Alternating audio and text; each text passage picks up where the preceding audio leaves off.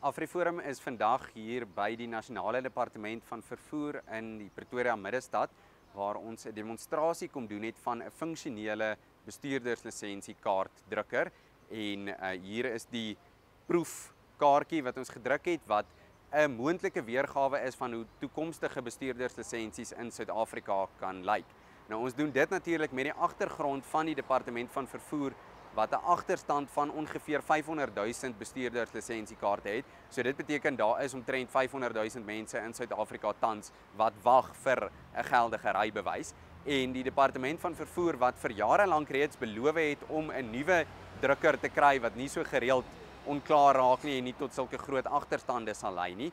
Maar hierdie proses wat sloer en AfriForum wat besluit het om as 'n aktivistiese daad om druk te plaas op die Departement van Vervoer, self 'n drukker te gaan huur en net 'n dag te kom en hier voor hulle voordeur te kom kaarte druk en te sê die tegnologie is beskikbaar in Suid-Afrika, hoekom word hierdie nie gedoen nie? Kry sake in orde dat bestuurderslisensies in Suid-Afrika vinniger gedruk kan word.